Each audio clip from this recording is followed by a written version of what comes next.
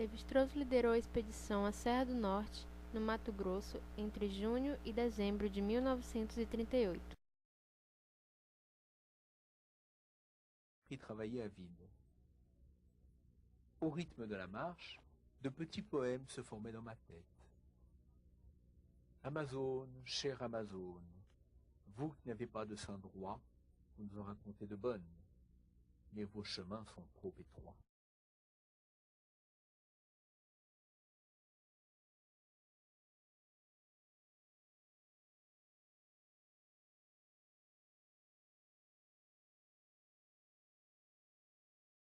A primeira coisa que eu acho que é registrável é a importância do Levi-Strauss. Nesse sentido, estou falando de dos marcos fundantes da antropologia moderna, do estruturalismo, que a gente chamaria as formas contemporâneas de compreender o outro, de pesquisa. Num segundo momento, é importante pensar a importância de Rondônia para Levi-Strauss. Ele teve a oportunidade de vir para essas regiões ainda muito jovem e praticamente esse trabalho de campo fez com que ele se construísse em termos do que vai se tornar. Nesse sentido, depois quando ele escreve Tristes Trópicos, ele registra já com o passado a sua experiência nesta região e fica visível de que se ter visto os índios, de ter percorrido a selva, de ter visto as diferenças, de ter compreendido a partir do cotidiano essas culturas, fez com que ele percebesse, ele tivesse uma compreensão rica e cheia de relatividades, que é a sua obra. O terceiro momento me parece que é bastante importante é como nós, a partir da obra de Levi-Strauss, a partir dos seus registros, inclusive dos Tristes Trópicos, podemos ter um registro, né, destas terras daquele período. Lembrando, estamos falando de uma fronteira entre o Mato Grosso e o Amazonas, que depois vai se tornar território, depois estado de Rondônia, uma região que era difícil acesso naquela região, e ele descreve, fotografa, é sempre bom registrar a importância do algo fotografado. Algumas de suas fotos viraram publicações importantes, inclusive para a gente, e nessas circunstâncias, esse trajeto, esse convívio, essa rica experiência dele nesta área, estou me referindo praticamente como pioneiro, vai fazer com que a gente tenha uma dimensão etnográfica importante daquele período, das etnias, do contato, dos conflitos, da forma como ele conheceu e como ele foi conhecido, as interações, as compreensões dinâmicas que isto representou.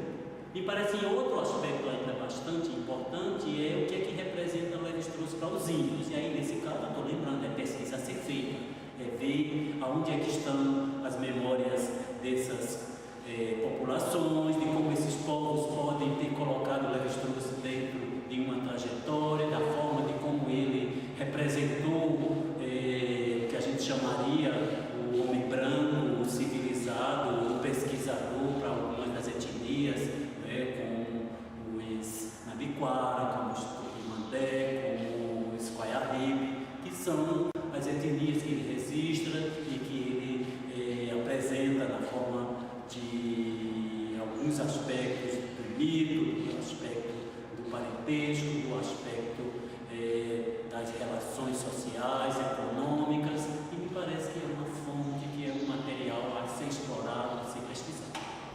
Luiz de Castro Faria fotografou os fazeres dos índios, seus utensílios domésticos, seus instrumentos de caça, seus adornos e suas habitações. A região da Serra do Norte havia sido percorrida 30 anos antes pela Comissão das Linhas Telegráficas Estratégicas do Mato Grosso e Amazonas, a Comissão Rondon. O trabalho realizado então pelo etnólogo Edgar Roquette Pinto, representante do Museu Nacional naquela excursão, incentivou o projeto da expedição de 1938 e influenciou Castro Faria a clicar quase 1000 vezes sua máquina fotográfica. A comissão partiu no dia 6 de junho em um pequeno caminhão. O itinerário seguiu o caminho dos postos telegráficos instalados por Cândido Mariano da Silva Rondon. O projeto da expedição de Lévi-Strauss era percorrer a região das serras do Rio Juruena e Ji-Paraná, e ali permanecer aproximadamente um ano. A meta era recolher coleções no domínio da etnografia e das ciências naturais. Seria, portanto, uma expedição naturalista. De 1938, depois de alguns incidentes, chegaram à primeira parada, o posto telegráfico Utiariti, distante 459 quilômetros de Cuiabá. Foram então à missão Juruena, onde pela primeira vez se encontraram com os índios Nambiquara e foram bem recebidos. As crianças, diz Castro Faria, tornaram-nos como comparsas em seus divertimentos. A viagem prosseguiu passando pelos postos de José Bonifácio, Barão Melgaço e Pimenta Bueno, onde o grupo se programou para visitar uma aldeia Tupi-Kauai. Em Pimenta Bueno, começou o retorno no dia 21 de outubro. Subindo o rio Machado, foram até uma aldeia de índios Tupimodé. E na volta, seguiram até Porto Velho, passando por alguns antigos seringais, como Calama e Itapirema. E dali, foram até a estação ferroviária de Guajará-Mirim. Neste lugar, a equipe da expedição Serra do Norte se despediu. Lévi-Strauss e Velar seguiram para a Bolívia e tomaram um avião de volta.